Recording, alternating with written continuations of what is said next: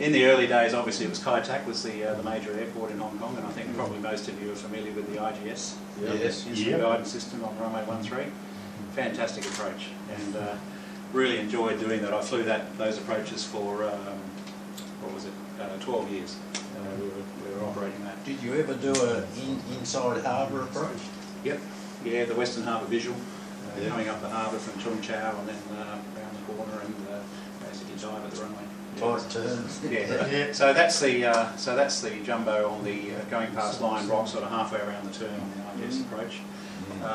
It was a 47-degree right-hand turn from when you got to Minima to line up with the runway. So when you got to Minima at 675 feet, there wasn't a runway in front of you. There was a checkerboard, which was a red and white checked hill, basically saying, "Don't land here." Turn right now. Because everywhere else was hills in front of you, so you had to turn. And I mean, it wasn't that bad once you got used to it. Initially, people used to think it was horrendous because you did get very close to the buildings, as you can see there.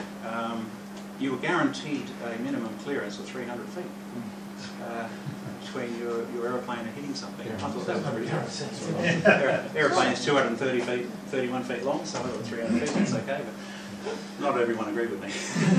Did you ever go and have a look at the... Sorry? Did you ever go and have a look at the runway, or the grass before the runways at Cathay?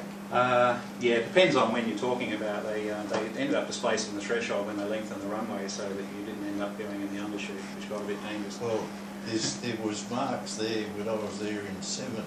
There was marks there where aircraft has actually touched down in the grass. Yeah. But later on, when they built the flyovers in Kowloon City, which meant that you had roads that were 40 feet high right next to the runway, you couldn't do that anymore. And they displaced the threshold. They're even talking about putting frangible lighting so that in case anybody whacked the overhead lights, they just do that, you know, rather than the signage is over Hong Kong, isn't it? Yeah, that was a special colour scheme they did for 1997 for the handover. It says Spirit of Hong Kong 97, and that was a special colour scheme they did, which is supposed to be the sort of outline of the city. A couple more here just to sort of show you, you know, how you're lined up on the runway. That's some of these are taken off the web, but there's some quite interesting ones there. Korean was yanked in his bank, and when the wind came from the southwest, it was pushing around with the tail rim around the base, which meant you had to use more bank and then lay off with the drift. So if you didn't get your start your turn going really early, you end up like this Korean guy, which looked pretty horrendous. And then this guy, this is China Airlines. That's right. You can't see it from that, but it is China Airlines.